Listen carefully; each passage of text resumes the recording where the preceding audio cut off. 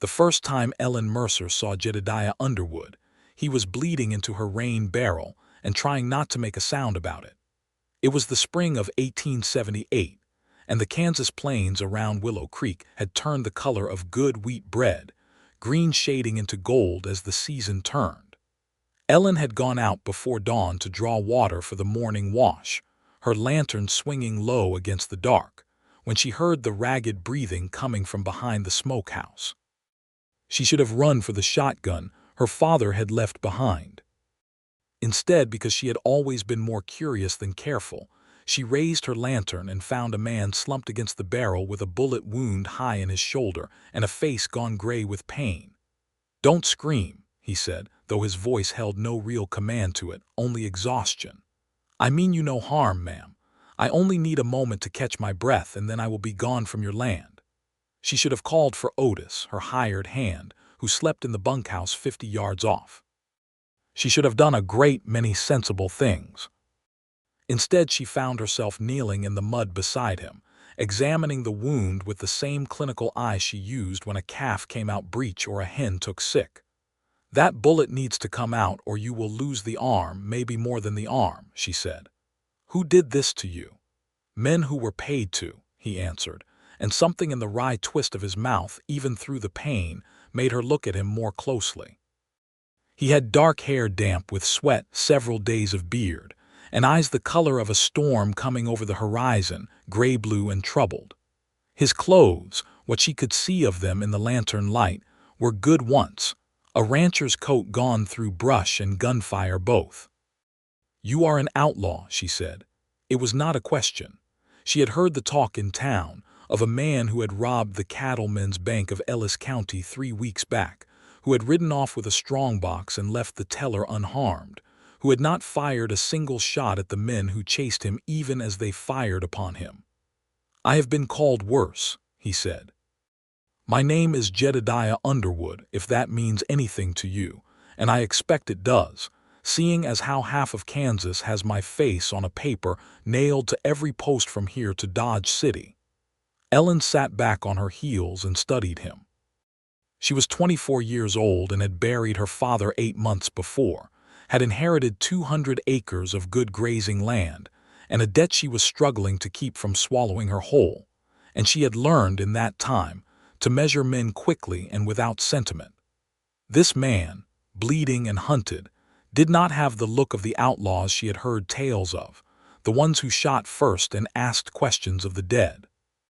There was something careful in him, something that watched her hands more than her face, as though he were used to being feared and did not wish to add to that fear.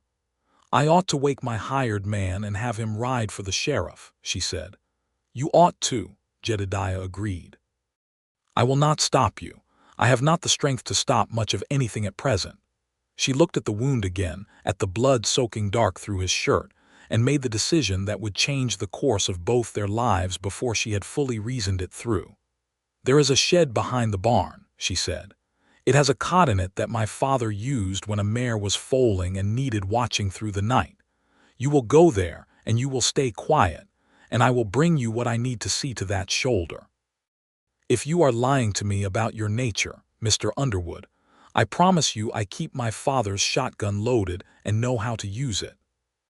"I do not doubt it," he said, and there was the ghost of a smile in it, weak but real. "Thank you, ma'am. I did not expect kindness tonight." "Do not thank me yet," Ellen said, rising and reaching down to help him to his feet, feeling the solid, trembling weight of him lean into her shoulder. "You are not out of these woods, Mr. Underwood, not by a long measure." She got him to the shed before the sun came fully up, laid him on the old cot, and spent the better part of an hour digging the bullet from his shoulder with a knife heated over a candle flame and a pair of her father's surgical forceps, the same ones used on sick cattle more often than men. Jedediah did not cry out, though the sweat ran freely down his temples and his hands gripped the sides of the cot until his knuckles whitened. When it was done, she packed the wound with clean linen, and a poultice of yarrow she kept for the animals, and she sat back, her own hands shaking now that the work was finished. "You did not scream," she said. "Learned early not to," he said, his voice thin. Screaming does not put the bullet back in the gun, and it draws attention a man in my position cannot afford." "What position is that precisely?" Ellen asked, wiping her hands on her apron. "A wanted man's position or something else?" He was quiet a long moment, studying the low rafters of the shed as though they held the answer. "A man who fought for something he believed in and lost it," he said finally, "and found, when the fighting was done, that there was nothing left for him to go home to. I was a soldier once, ma'am, in a war that ended 13 years ago, and I came home to Missouri to find my family's land taken by men with paper and lawyers instead of guns, which is a kind of thievery the law calls legal and I call something else. I did not take up robbing because I loved it. I took it up because I did not know another way to survive, and because the banks that ruined men like my father seemed, to me, fair game." Ellen said nothing for a time, only looked at him, at the lines of weariness carved into a face that could not have been older than 30. She thought of her own father, of the debt he had left behind, of the notes held by the Cattlemen's Bank of Ellis County that she was struggling every month to pay. It was, she realized with a small shock, the same bank Jedediah Underwood had robbed. "You robbed the very bank that holds my father's mortgage," she said slowly. "Then perhaps," Jedediah said, closing his eyes, "there is some justice in the world after all, though it did not do you a lick of good, seeing as I do not imagine the bank forgave any debts on my account." "No," Ellen said, "they did not." She rose, gathering her bloodied linens. "Rest now, Mr. Underwood. I will bring you food when I can slip away unnoticed. But I want it understood between us. I am helping you because you are a wounded creature on my land, not because I approve of what you have done. I do not hold with outlaws and their guns. I have seen too much of what guns do to good men." Something shifted in his expression at that, a flicker of curiosity, but he only nodded. "Understood, ma'am, and I thank you again." She left him there in the gray morning light and walked back toward the house with her heart beating strangely fast, telling herself it was only the excitement of the surgery, the fear of discovery, nothing more. Ellen Mercer had not always been a woman who measured men so carefully, who kept a shotgun loaded by the door and startled at unfamiliar hoofbeats. She had once been, by her own recollection, a girl who laughed easily and trusted more easily still. That had changed 6 years before, when her younger brother Thomas, only 19 years old, had been caught in a gunfight between two feuding cattle outfits outside of Abilene, a fight that had nothing to do with him at all. He had been walking to the mercantile to buy his mother a length of ribbon for her birthday, when a stray bullet meant for another man had found him instead, and he had died in the street with the ribbon still clutched in his fist. Ellen had been 18 then, and the grief had settled into her like a stone that never fully dissolved. She had watched her mother wither afterward, watched her father grow silent and hard, and she had made a private vow that she would never give her heart to a man who lived by the gun, who treated violence as an answer to anything. It was a vow that had shaped every choice she made since, had turned away at least 2 respectable suitors in Willow Creek who kept sidearms as a matter of course, and it was a vow she fully intended to keep, wounded outlaw sleeping in her shed notwithstanding. Her father, Cyrus Mercer, had died the autumn before of a fever that took him quick and left Ellen alone with the ranch, 200 acres of grassland good for cattle, but burdened with a mortgage her father had taken out 3 years prior when a drought nearly ruined them. The Cattlemen's Bank of Ellis County held that note, and the bank's principal owner, a man named Silas Grimshaw, had made it clear through his agents that he expected payment in full by autumn or he would foreclose and take the land that included the only reliable spring for 20 miles in any direction. Grimshaw had a son, Wesley, a soft-handed young man of 26 who had taken a liking to Ellen the previous winter and had begun calling on her with a persistence that felt less like courtship and more like negotiation. It did not escape Ellen's notice that Wesley's interest in her had sharpened considerably around the same time. His father's bank began pressing hardest on the mortgage. Nor did it escape her notice that marrying Wesley would solve, at a single stroke, both the debt and the question of who controlled the spring on Mercer land. She had told Wesley Grimshaw, as gently as she knew how, that she was not interested in becoming his wife, but Wesley was not a man accustomed to hearing the word no, and his father was even less so.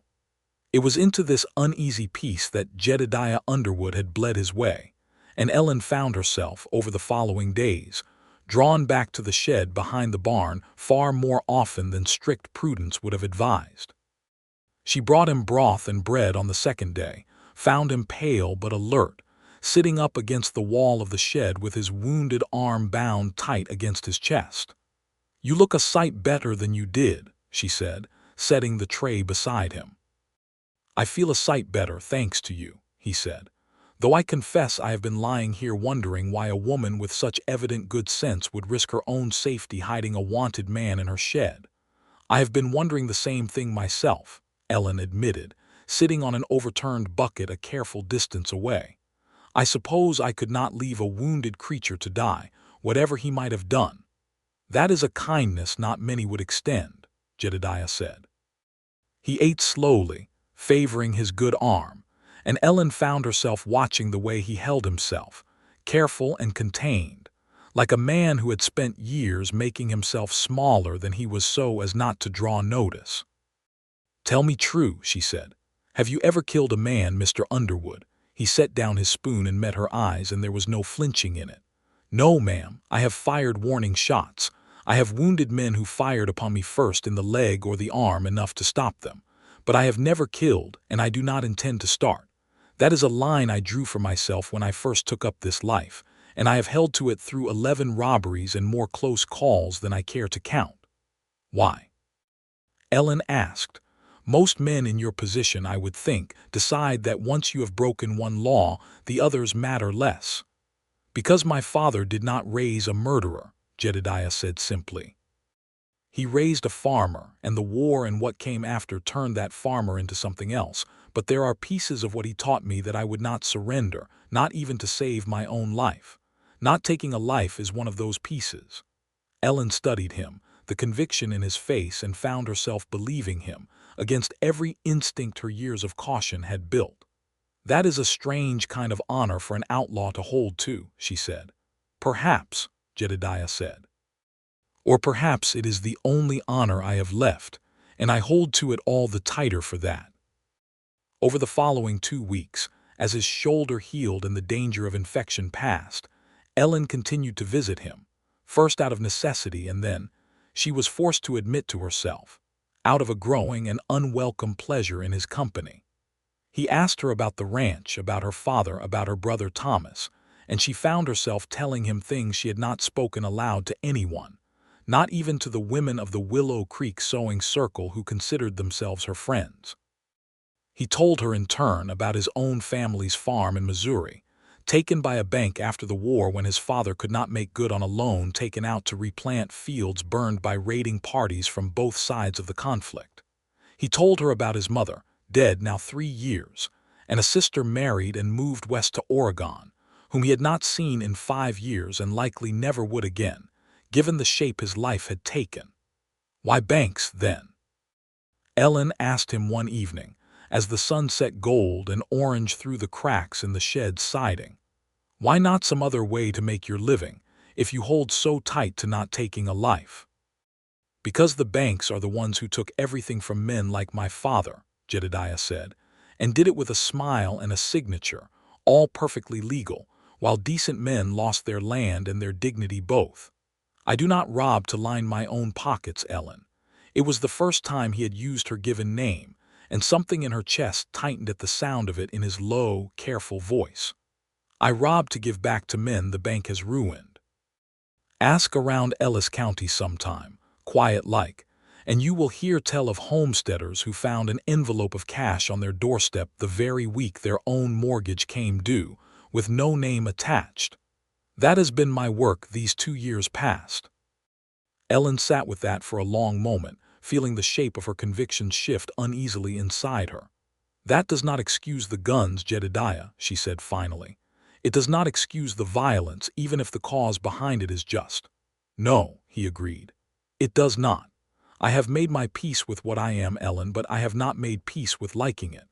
Every time I ride out with that revolver on my hip, I feel the weight of it as a kind of shame, even as I tell myself it is necessary. I would set it down tomorrow if I saw a way to do the good I try to do without it." It was the first time he had spoken so plainly of wanting a different life, and Ellen found the words settling into her like seeds in spring soil, taking root before she quite realized what was growing.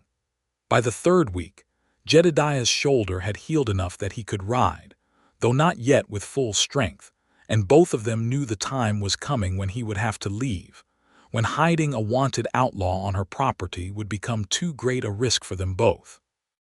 Ellen found herself dreading that day with an intensity that frightened her. It was on an evening in late April, with the wind carrying the smell of new grass across the plains, that Otis Bramwell, her hired hand, came to find her at the house with news that changed everything. "Miss Ellen," Otis said, twisting his hat in his weathered hands, "I do not like to trouble you, but there is talk in town. Silas Grimshaw is saying the mortgage payment falls due at the end of this month, and if it is not paid in full he means to foreclose, and there is worse talk besides." "What worse talk, Otis?" Ellen asked, though something cold was already settling in her stomach. "Talk that Wesley Grimshaw has been telling folks he means to marry you before summer, mortgage or no. Says his father has already spoken to the preacher about it, quiet-like, as though it were a settled thing." Otis shook his head. "I do not like it, Miss Ellen. It sits wrong with me, the whole business." "It sits wrong with me as well," Ellen said, her jaw tightening. "I have told Wesley Grimshaw plainly that I have no wish to marry him, and I will tell his father the same if it comes to that. There is one more thing," Otis added, hesitant. "There has been a stranger in town asking after a wounded outlaw, offering money for information. Description matches the man folks say robbed the cattleman's bank a month back. I do not know if that has anything to do with anything, Miss Ellen, but I thought you ought to know, seeing as strangers have taken to poking around the edges of your land these past days." Ellen felt her heart lurch, though she kept her face carefully still. "Thank you, Otis. I will keep that in mind." She found Jedediah in the shed that night, cleaning his revolver by lamplight, the same weapon she had come to regard with a complicated mixture of fear and reluctant understanding. "There is a bounty hunter in town asking after you," she said without preamble. "And Silas Grimshaw means to take my land within the month, one way or another, whether by mortgage or by marrying me off to his son." Jedediah's hand stilled on the revolver. "How much time do we have?" "We," Ellen repeated, and something in the word, spoken so naturally by him, made her chest ache in a way she did not have a name for. "I do not know that there is a we in this, Jedediah. This is my trouble, not yours. You have your own dangers to outrun." "Ellen." He set the revolver down on the cot beside him and looked at her with an intensity that stole the breath from her lungs. "I have spent 3 weeks in your shed eating your food and mending under your care, and in that time I have come to think more of you than is likely wise for either of us. I will not simply ride away and leave you to Grimshaw's mercy, bounty hunter or no." "And what would you do?" Ellen asked, her voice sharper than she intended, fear making it so. "Ride into town with that gun and settle things the way you know how." "I told you already, Jedediah Underwood. I have buried a brother killed by a stray bullet in a fight that had nothing to do with him. I will not watch another man." She stopped herself before the word could fully form, but it hung in the air between them regardless, unspoken but understood. "Another man you what, Ellen?" Jedediah asked quietly. She looked away toward the small window where moonlight fell in a pale rectangle across the dirt floor. "Another man I have come to care for," she admitted finally. "There, I have said it. I care for you, Jedediah Underwood, God help me, though you are an outlaw with a price on your head, and I swore years ago I would never give my heart to a man who lived by the gun." Jedediah rose slowly, favoring his healing shoulder, and crossed the small space between them. "Ellen Mercer," he said, I have not felt whole in a very long time, not since the war took everything I knew and left me a stranger to myself. But these past weeks, sitting in this shed talking with you, I have felt more like the man my father raised than I have in 13 years. I care for you as well, more than I know how to say plainly. But I understand what you are asking of me, and I understand why, and I do not know yet how to give it to you and still keep you safe from Grimshaw and his kind. Then we will have to find a way, Ellen said. That does not end with you dead in the street or me married to a man I despise. They stood close together in the lamplight, the weight of everything unsaid between them, and it was Jedediah who finally closed the last small distance, lifting his hand to cup her face with a gentleness that made her breath catch, and kissed her softly, tentatively, as though asking permission with the touch itself. Ellen did not pull away. She rose onto her toes and kissed him back, her hands coming up to rest against his chest, feeling the steady beat of his heart beneath her palm. And for a moment the danger and the debt and the bounty hunter and Silas Grimshaw all fell away, and there was only the warmth of him, the relief of being known and wanted despite everything. When they finally parted, Jedediah rested his forehead against hers. I will find a way to protect you, Ellen, that does not require me to become the thing you fear, he said. I promise you that. See that you do, she said, though her voice trembled with more than warning now. Because I find, most inconveniently, that I have grown rather fond of the idea of a future with you in it. The next weeks were a strange, taut season of waiting and planning. Jedediah, though his shoulder was not yet fully healed, insisted on making himself useful around the ranch, mending fences under cover of darkness, helping Otis with the cattle in the early hours before the hands from neighboring spreads might see him. Ellen worried constantly about the bounty hunter, a lean, quiet man named Cole Hartley, who had taken a room at the Willow Creek Hotel and spent his days asking careful questions at the mercantile and the livery. But he had no reason yet to look toward the Mercer ranch, and Ellen prayed daily that it would remain so. It was during this time that Jedediah told her more of his plan, one that had been forming in his mind through the long nights in the shed. I know things about Silas Grimshaw's dealings that could ruin him, he said one evening as they sat together on the porch steps, the prairie stretching dark and vast before them. When I robbed his bank, I did not take only money. I took ledgers as well, hidden in a false bottom in the strongbox. Ledgers that show Grimshaw has been falsifying mortgage records, charging interest rates well above what the territorial law allows, and forging signatures on foreclosure documents for men who had, in truth, paid their debts in full. Ellen turned to him, startled. You have proof of this? I have proof, Jedediah confirmed. I took it because I suspected as much and wanted evidence, though I have not yet found the right way to use it without revealing myself as the one who took it, which would only see me hanged before the evidence could do any good. Then we must find a way to bring this to the marshal, or to a judge without you being named as the source, Ellen said, her mind already working. There must be a way, Jedediah. If Grimshaw's crimes were exposed, he would have no standing to foreclose on this ranch, and no leverage to force his son's marriage on me either. There is a federal marshal who rides circuit through this territory, Jedediah said slowly. Marshal Adam Whitfield. I have heard tell he is an honest man, not bought by the cattle barons the way some of the local sheriffs are. If we could get the ledgers to him directly, with enough corroborating testimony from the homesteaders Grimshaw has cheated, it might be enough to bring charges against him regardless of how the evidence came to light. Then that is what we must do, Ellen said firmly. I will speak to the homesteaders myself. I know many of them from church and from market days, and I know at least 3 families who have quietly told me they believed Grimshaw's foreclosure on their land was unjust, though they had no proof and no standing to challenge it.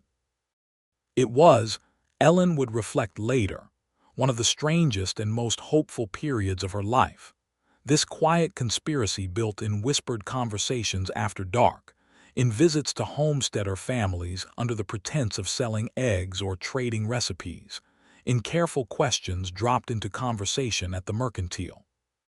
Slowly, over the course of 3 weeks, a picture emerged that confirmed everything Jedediah's stolen ledgers suggested. Silas Grimshaw had built his fortune not merely on shrewd business, but on systematic fraud, preying on families too poor or too frightened to challenge a man of his wealth and influence.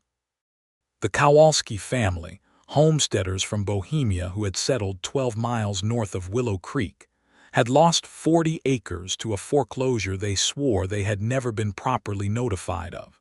The paperwork bearing a signature Mrs. Kowalski insisted was not her husband's hand, though he could not read English well enough to be certain himself. The Alversons, an older couple who had come west after the war, had been charged an interest rate nearly double what their original note specified, a discrepancy they had noticed but had no means to contest against a bank with lawyers and a judge in its pocket.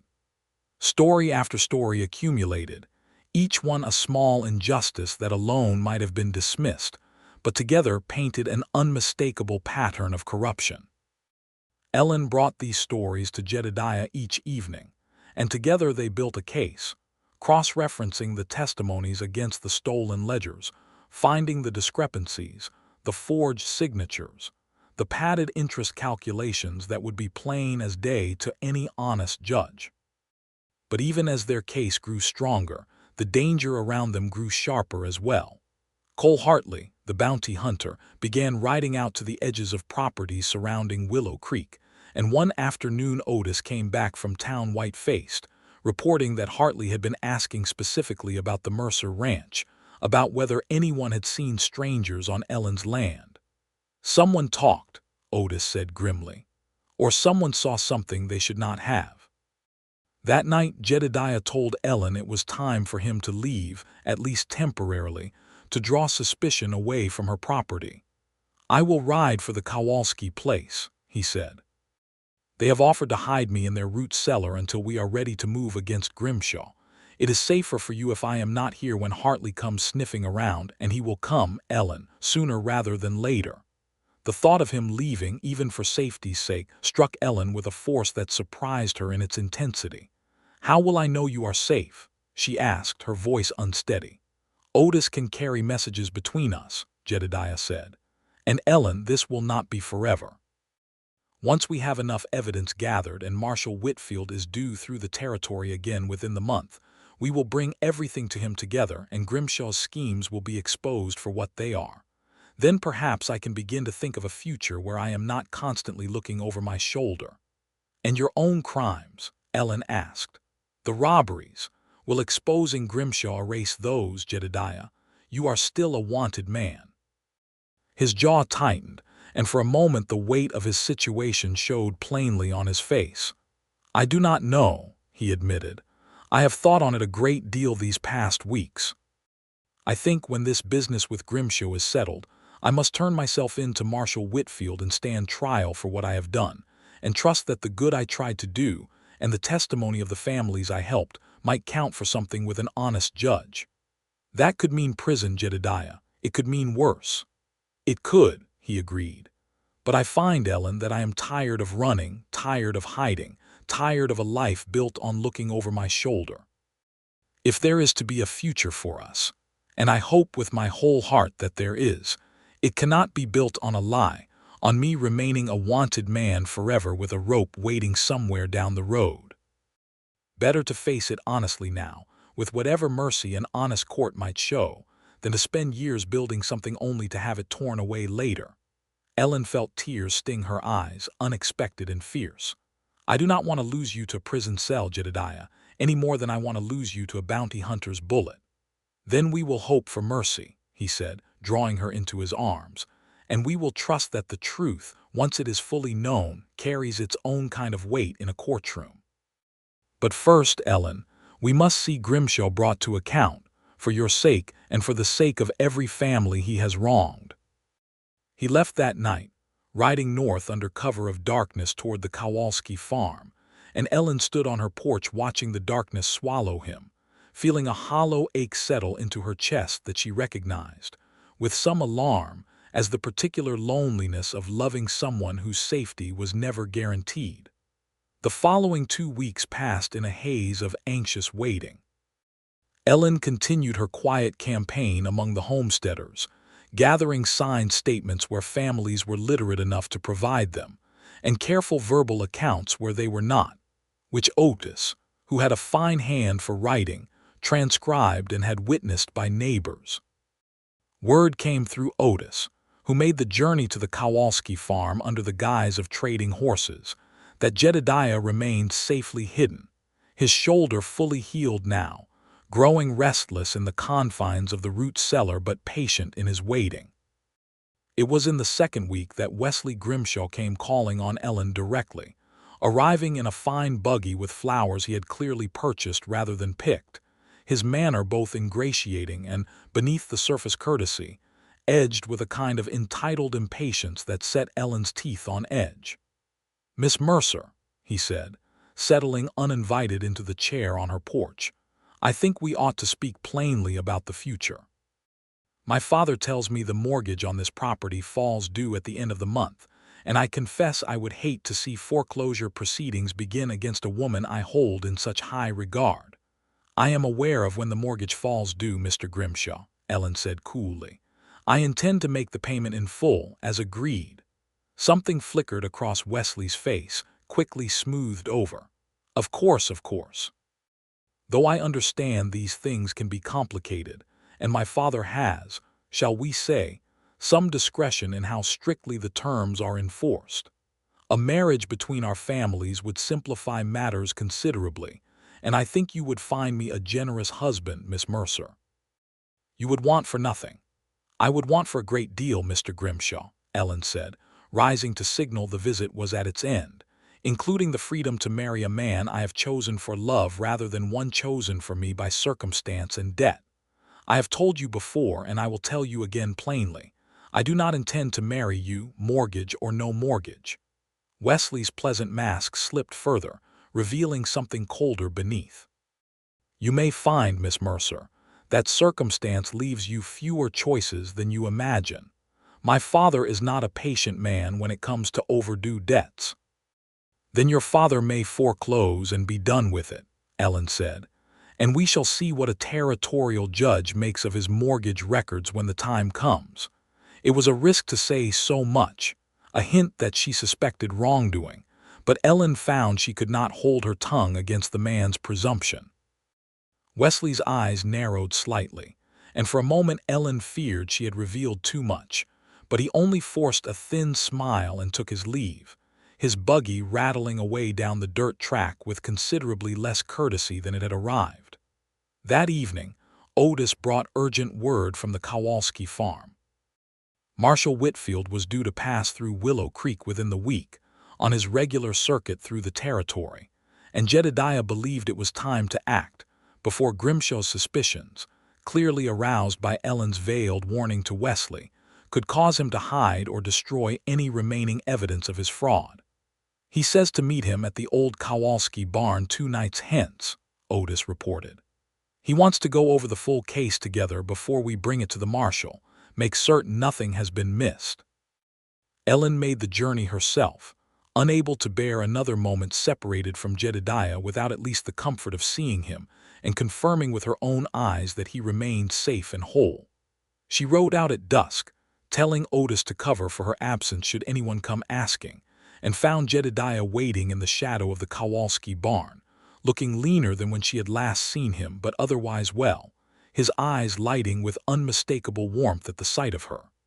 "Ellen." He crossed to her horse and helped her down, his hands lingering at her waist a moment longer than strictly necessary.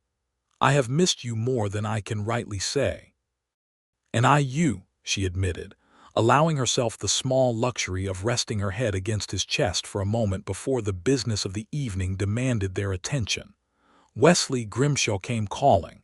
I fear I said more than was wise, hinting that I suspected wrongdoing in his father's mortgage records." Jedediah's expression sobered. "Then we have less time than I hoped. If Grimshaw suspects we are building a case against him, he may try to destroy the original records, or worse, may grow desperate enough to take more direct action against you." "What do you mean, more direct action?" Ellen asked, alarm sharpening her voice. "I mean, Ellen, that a man who has built his fortune on fraud and stands to lose everything is not always a man who thinks clearly or kindly under pressure. We must move quickly. I have sent word already to Mr. Kowalski's cousin, who works at the telegraph office in Ellis, to alert Marshal Whitfield that we have urgent business requiring his attention the moment he arrives in the territory. With luck, he will be in Willow Creek within 3 days. 3 days. It felt like both an eternity and no time at all, given the weight of what hung in the balance. They spent that night, and much of the following too, going over every piece of evidence together in the dim lamplight of the Kowalski root cellar, Mrs. Kowalski bringing them coffee and dark bread, while her husband kept watch from the farmhouse windows for any sign of riders approaching. It was on the third night, with Marshal Whitfield expected to arrive in Willow Creek the following morning, that disaster nearly overtook them. Ellen had ridden back to her own ranch to maintain the appearance of normalcy, and it was there, near midnight, that she heard riders approaching, more than one, moving with the deliberate quiet of men who did not wish to announce themselves. She woke Otis with a sharp knock on the bunkhouse door, and together they watched from the darkened house as 4 riders drew up near the barn, torches unlit but rifles visible in the moonlight. "Grimshaw's men," Otis whispered. "I recognize the one in front. That is Frank Dawes, foreman out at the Grimshaw spread. Ruthless sort. Miss Ellen, I do not like the look of this at all." "What do they want?" Ellen breathed, though some cold certainty in her stomach already suspected the answer. The riders did not approach the house directly, but began moving toward the barn and the outbuildings, clearly searching for something or someone. Ellen's heart lurched with terror, not for herself, but for the possibility that they had somehow learned of Jedediah's connection to her land and had come seeking him, or evidence of him, even though he was safely away at the Kowalski farm this night. "They are searching for proof," Ellen realized, "proof that I have been harboring the outlaw. If they find so much as a trace of him having been here, they will have grounds to move against me directly, mortgage or no." "What do we do?" Otis asked. "We wait," Ellen said, though every instinct screamed to act. "We wait, and we pray Jedediah kept his word about leaving no sign behind." The riders searched for the better part of an hour, moving through the barn, the smokehouse, even the shed where Jedediah had once recovered. But Ellen and Jedediah had in their caution been careful to leave nothing behind, no bloodied linens, no trace of his presence beyond memory. Eventually, with muttered curses audible even from the house, the riders mounted and rode off into the night, their search fruitless. But Ellen understood with chilling clarity that this was only a reprieve, not a resolution. Grimshaw's suspicions were roused, and time had grown desperately short. Marshal Adam Whitfield arrived in Willow Creek the following afternoon, a tall, weathered man in his 50s with a steady gaze and a reputation, Ellen had heard, for incorruptibility that had made him few friends among the territory's more powerful men and many quiet allies among its poorer settlers. Jedediah, taking the greatest risk of the entire endeavor, rode into town under cover of a wide-brimmed hat and a borrowed coat, meeting the marshal not at the jailhouse, where Grimshaw's influence with the local sheriff made such a meeting dangerous, but in the back room of the Willow Creek Church, arranged quietly through the sympathetic reverend, a man named Josiah Cole who had long harbored his own suspicions about Grimshaw's dealings. Ellen accompanied him, her heart pounding with fear that this meeting, meant to bring justice, might instead see Jedediah arrested on the spot for his own crimes before any word of Grimshaw's fraud could be properly heard. Marshal Whitfield listened in silence as Jedediah laid out the evidence, the ledger spread across a small table in the dim back room, the signed statements from the Kowalskis and the Alversons and 6 other families besides, each one detailing the specific ways Grimshaw's bank had defrauded them. When Jedediah finished, the marshal sat back in his chair and studied him for a long, uncomfortable moment. "You understand, Mr. Underwood, "That I have a warrant for your arrest in my saddlebag this very moment," Whitfield said finally. "Robbery of the Cattlemen's Bank of Ellis County, among other charges." "I understand that, Marshal," Jedediah said steadily, though Ellen could see the tension in the set of his shoulders. "I do not ask you to overlook my crimes. I only ask that you examine the evidence before you fairly, and that you understand I bring it to you not to save myself, but because the people of this territory deserve to know the truth about Silas Grimshaw, whatever becomes of me afterward." Whitfield's gaze moved to Ellen. "And you, Miss Mercer, what is your stake in this?" "My stake, Marshal, is that Silas Grimshaw means to take my family's land through mortgage terms his own ledgers reveal to be fraudulent, and to force his son's marriage upon me as a means of securing that land regardless of the outcome. My stake is that I have watched good families in this territory lose everything they worked for to a man who has broken the law far more thoroughly, and with far greater harm, than the man sitting beside me ever has." The marshal was quiet for a long moment, turning pages of the ledger with careful, deliberate hands. Finally, he looked up. "This evidence is substantial, and if it holds up under examination, which I believe it will, it is more than sufficient to bring serious charges against Silas Grimshaw, charges that will likely see his bank seized and his assets forfeit, and very possibly see him imprisoned for a considerable term. I will need to verify the ledgers against the bank's official records, which will require a formal investigation, but I do not expect that investigation to vindicate Mr. Grimshaw." Relief flooded through Ellen, quickly followed by renewed anxiety as the marshal's gaze returned to Jedediah. "As for you, Mr. Underwood, I cannot simply overlook a standing warrant, whatever good you may have done in bringing this evidence forward. I will need to take you into custody, and you will need to stand trial for the robberies you have committed." "I understand, Marshal," Jedediah said quietly, though Ellen saw his hand twitch toward hers, as though seeking comfort before the words fully settled. "However," Whitfield continued, "I will make note in my formal report that you came forward voluntarily with critical evidence of a much larger crime, evidence that has cost the lives of no one and has, by your own account, and by the testimony of witnesses I intend to interview myself, been used in service of families genuinely wronged by Grimshaw's fraud. I will also note that in every account of your robberies that has reached my desk, not a single person was harmed, a fact I find remarkable given the number of such crimes attributed to you. These are matters a fair judge will weigh heavily, Mr. Underwood, and I have some hope, though I cannot promise, that they will result in mercy."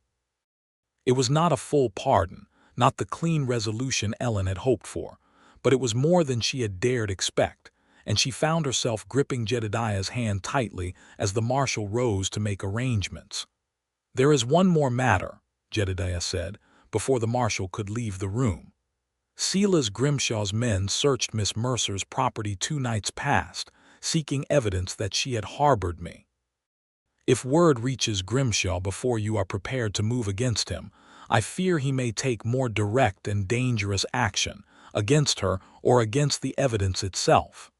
Whitfield's expression hardened. "Then we shall have to move quickly. I will deputize several trustworthy men from among the townsfolk tonight, and we will move on Grimshaw's bank and his ranch at first light tomorrow, before he has further opportunity to destroy evidence or endanger anyone further." The plan set into motion with a speed that left Ellen breathless.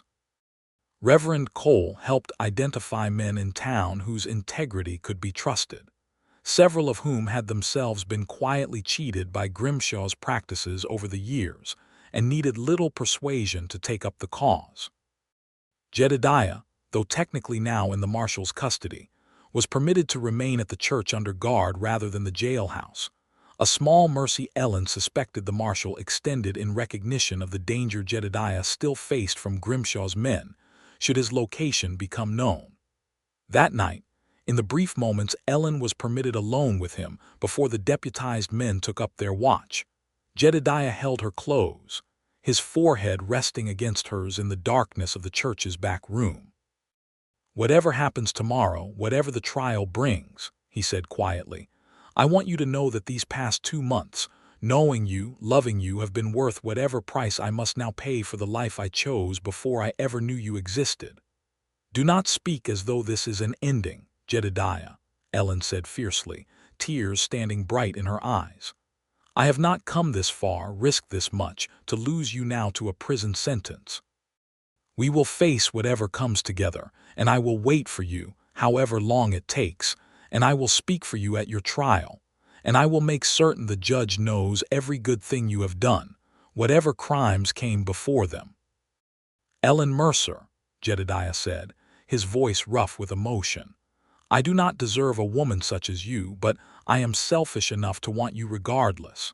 If there is any mercy left in this territory, any justice worth the name, I intend to spend the rest of my days proving myself worthy of what you have already given me."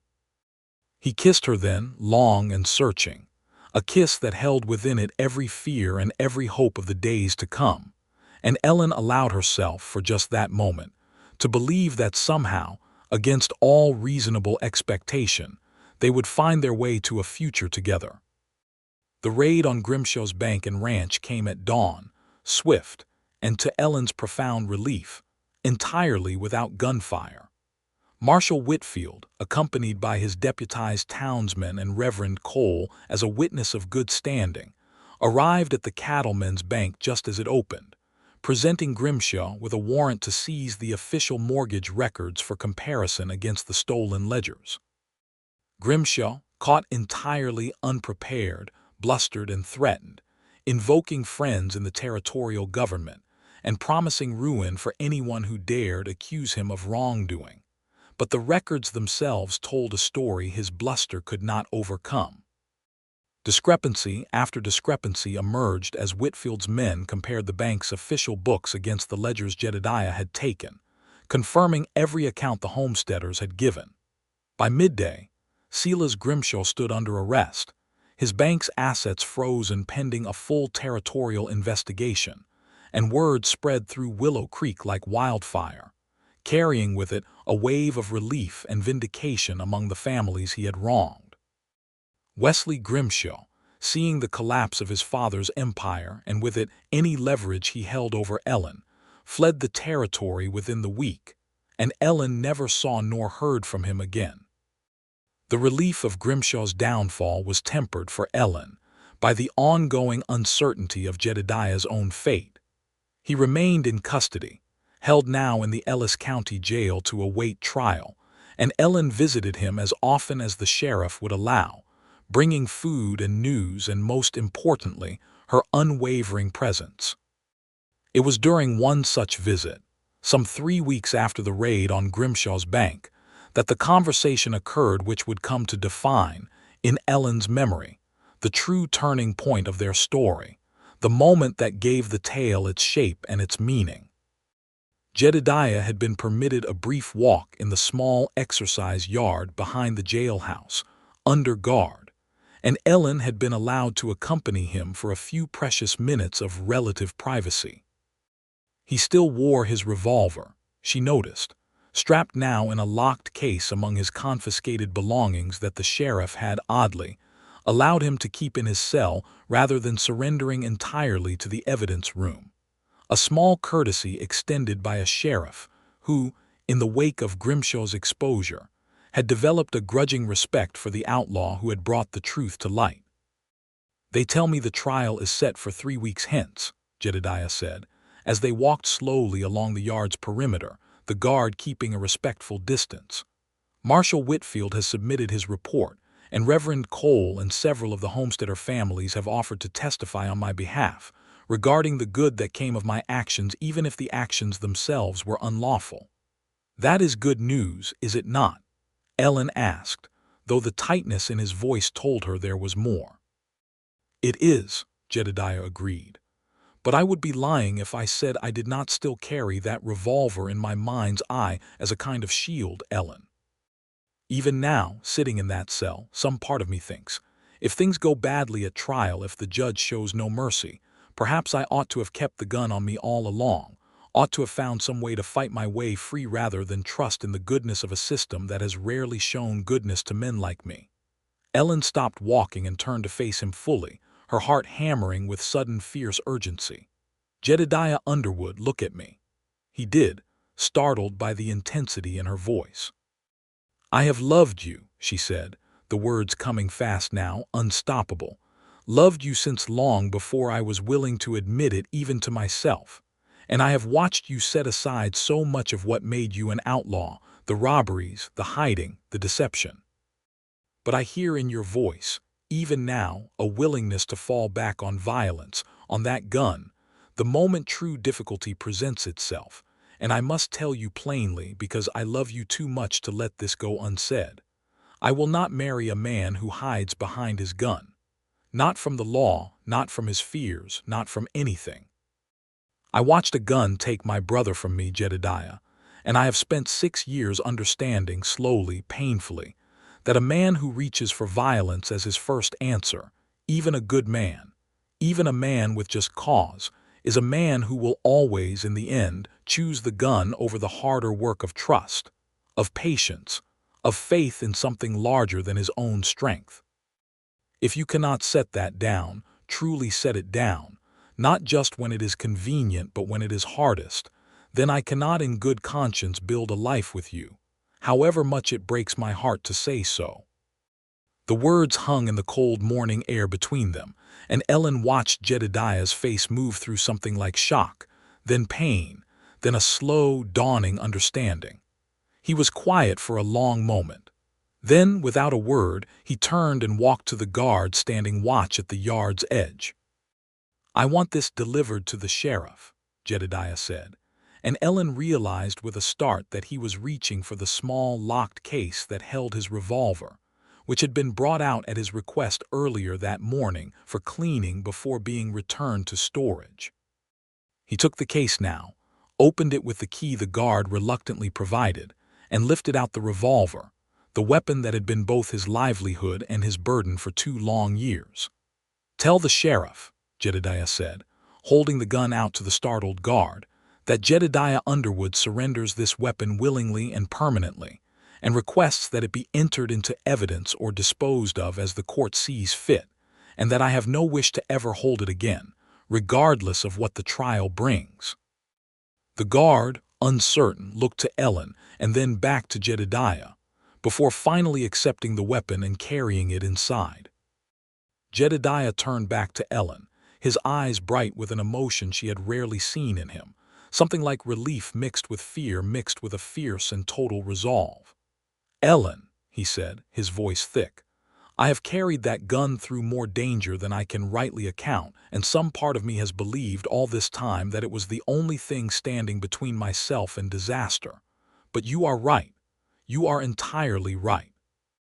I have used it as a shield against the world, a way of pretending I had control over dangers I could not truly master. If I am to build a life with you, and God willing I hope with everything in me that I still may, it cannot be a life where I reach for that gun the moment things grow difficult. It must be a life built on trust, on faith, on facing whatever comes with words and truth and courage that does not depend on a weapon in my hand. I set it down, Ellen, fully and forever. Whatever the trial brings, I face it as myself, not as a man hiding behind a gun." Ellen felt tears spill freely down her cheeks, and she closed the distance between them, careless of the guard's presence, and wrapped her arms around him. "That is all I have ever wanted from you, Jedediah. Not perfection, not a man without a past. Only a man willing to face his future honestly, without a weapon standing between himself and the world." "Then you have him," Jedediah said, holding her tightly. "For whatever that man is worth, Ellen Mercer, you have him, now and for as long as you will have me." The trial, when it finally came, was held in the territorial courthouse in Ellis, a modest brick building that filled to capacity with spectators drawn by the sensational nature of the case. An outlaw who had exposed a corrupt banker, a woman who had risked everything to see justice done, a story that had, by then, spread throughout the county and beyond. Judge Harlan Reeves, a stern but fair-minded man known for weighing circumstances carefully rather than applying punishment mechanically, listened over the course of 2 long days to testimony from Marshal Whitfield, from Reverend Cole, from the Kowalskis and the Alversons and 4 other families who spoke of the anonymous kindness that had helped them through their darkest financial straits. Kindness they now knew had come from the very man on trial.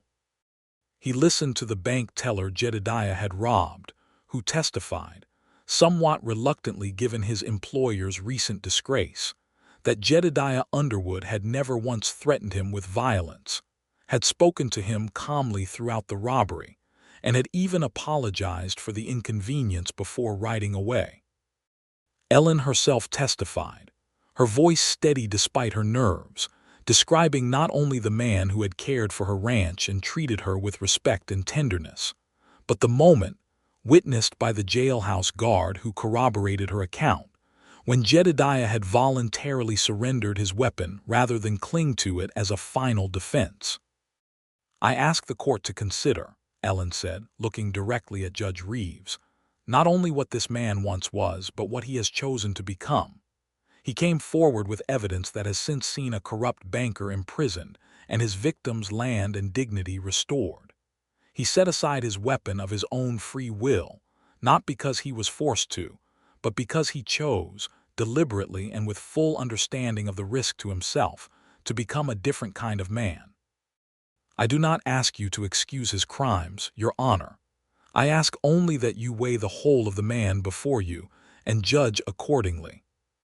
Silas Grimshaw, for his part, was tried separately and convicted on multiple counts of fraud, forgery, and usury, sentenced to 15 years in the territorial prison, his ill-gotten wealth seized, and, in a decision that brought considerable satisfaction to Ellen and the Homesteader families alike, redistributed in part as restitution to the families whose land and money he had stolen.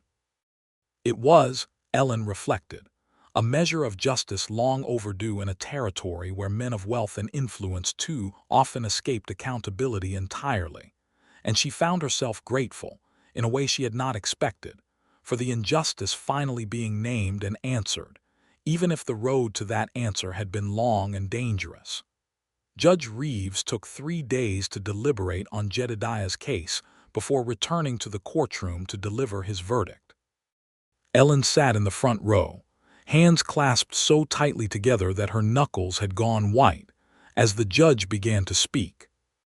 "Jedediah Underwood," the judge said, "you stand convicted, by your own admission and by considerable evidence, of 11 counts of armed robbery against the Cattlemen's Bank of Ellis County and affiliated institutions. Under ordinary circumstances, such crimes would warrant a lengthy term of imprisonment, potentially exceeding 20 years given the number of offenses. However, I have weighed carefully the testimony presented in this trial, testimony indicating that in the course of these robberies, you caused physical harm to no person, that a significant portion of the proceeds were returned, through anonymous means, to families victimized by predatory and ultimately criminal banking practices, and that you came forward voluntarily, at considerable personal risk, with evidence that has since resulted in the conviction of a man whose crimes caused far greater and more lasting harm to this community than your own. I have weighed also the testimony regarding your voluntary surrender of your weapon, an act which I find speaks to genuine reform rather than mere legal strategy." The judge paused, and the courtroom held its collective breath. "It is the judgment of this court," Reeves continued, "that you be sentenced to 5 years in the territorial prison, with the possibility of parole after 2 years contingent upon continued good behavior and the recommendation of the prison warden. I will further note in my judgment that this sentence reflects genuine mitigating circumstances and should not be understood as an endorsement of armed robbery as a means of addressing injustice, however sympathetic the underlying grievance. The law must be upheld even as we acknowledge that the law itself has, in this territory, too often failed the very people it was meant to protect. Let this case stand as recognition of that failure, even as it holds you accountable for your own choices. 5 years, with possibility of parole after 2. It was not the immediate freedom Ellen had prayed for, but it was, given the severity of Jedediah's crimes, a remarkably merciful outcome, and she felt a sob of relief escape her even as tears streamed freely down her face. Jedediah turned to find her in the crowd, and across the distance of the courtroom, their eyes met, and Ellen saw in his face the same overwhelming mixture of relief and hope and love that flooded her own heart. The 2 years that followed were not easy ones. Ellen returned to the ranch, now free of Grimshaw's threat and the crushing mortgage, which had been renegotiated under fair terms by the bank's new, honest management installed after the fraud investigation. She wrote to Jedediah every week without fail, letters full of news from the ranch, from Willow Creek, from the Kowalskis and Alversons and the other families whose lives had been touched by the justice finally served. And Jedediah wrote back whenever the prison rules allowed, his letters growing steadily more hopeful as the months passed, and the warden, true to Judge Reeves's provision, took note of his exemplary conduct. Ellen visited him twice, making the long journey to the territorial prison despite the discomfort and expense, each visit a bittersweet reminder of both how far they had come and how much further they still had to go. She told him on her second visit that she had begun teaching at the small schoolhouse in Willow Creek, the previous teacher having married and moved away, and that she found unexpected joy in shaping young minds even as she waited for her own future to fully take shape. "You would make a fine teacher's husband," she told him through the wire mesh that separated visitors from prisoners, trying to keep her tone light despite the ache in her chest. "The children ask after you, you know. I have told them the story of the outlaw who set down his gun, though I have simplified it considerably for their tender years." "I hope you have made me sound appropriately heroic," Jedediah said, and the warmth of his smile, even through the mesh, still had the power to steal her breath. "I have made you sound exactly as heroic as you deserve," Ellen said, "which is to say, quite heroic indeed, though not without your share of foolishness along the way." "A fair assessment," Jedediah agreed, and for a moment, despite the mesh and the guards and the gray walls surrounding them, it felt almost like the easy intimacy of their evenings together in the shed, all those months before. At the 2-year mark, true to the judge's provision, the warden submitted a formal recommendation for parole, citing Jedediah's exemplary behavior, his work teaching other inmates to read and write, and letters of support from Marshal Whitfield, Reverend Cole, and no fewer than 9 homesteader families whose lives had been changed by his earlier actions. The parole board, weighing this overwhelming testimony, granted his release in the spring of 1880, exactly 2 years after his initial wounding in Ellen's rain barrel. Ellen was there on the day of his release, standing outside the prison gates with a horse saddled and waiting, her heart pounding with an anticipation she had carried through 2 long years of letters and visits and hope. Jedediah walked through the gates a free man for the first time in 2 years, thinner than she remembered but with a clarity in his eyes that spoke to the peace he had found even in confinement. And when he saw her waiting, he broke into a run that closed the distance between them in a matter of seconds, sweeping her into an embrace that lifted her clear off the ground. "Ellen," he said, his voice breaking with emotion, "Ellen, I have dreamed of this moment through every long night of these 2 years, and still it is better than anything I imagined." "Welcome home, Jedediah," she said, laughing and crying in equal measure. "Willow Creek has missed you. I have missed you. And I find myself, most inconveniently, still very much in love with you, though I suppose that should come as no surprise given how thoroughly I have written to tell you so." "No surprise at all," Jedediah agreed, "though I intend to spend the rest of my life making certain you never doubt it."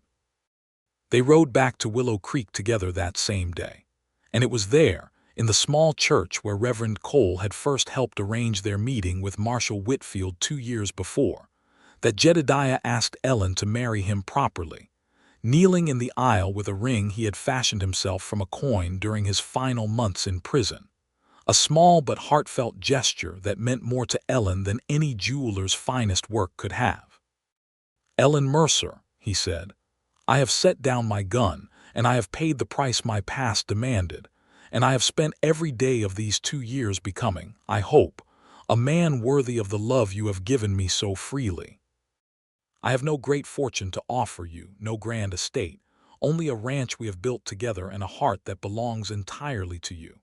Will you marry me and let me spend the rest of my days proving myself worthy of that trust?" "Yes," Ellen said, tears streaming freely down her face as she pulled him up into her arms. "Yes, Jedediah Underwood, 1,000 times yes. I have been yours since the night I found you bleeding in my rain barrel, though it took me some time to admit it even to myself." They were married 2 weeks later, on a bright June morning, in the small church filled with the friends and neighbors who had walked this long road with them, the Kowalskis and the Alversons and Otis Bramwell, who wept openly through the entire ceremony and claimed afterward that it was only the dust in the church that had affected his eyes. Reverend Cole presided over the ceremony with obvious joy, having watched the two of them navigate danger and heartbreak toward this moment, and Marshal Whitfield, passing through the territory on his regular circuit, made a point of attending as well, standing at the back of the church with an expression of quiet satisfaction on his weathered face.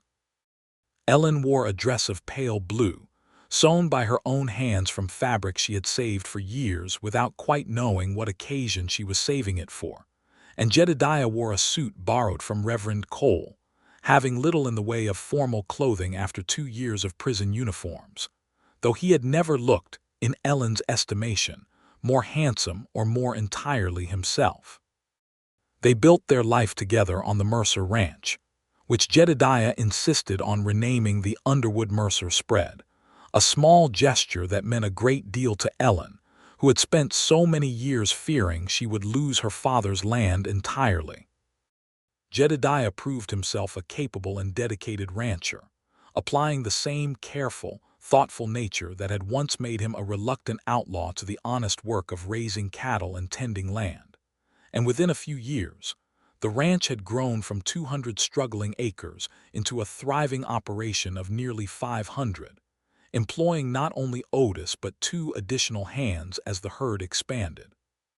Their first child, a son they named Thomas after Ellen's late brother, was born in the spring of 1881, a robust and healthy baby with his father's dark hair and his mother's storm-gray eyes, though the eyes would lighten as he grew to a warmer hazel that seemed, to Ellen, to hold something of both her family and Jedediah's blended together.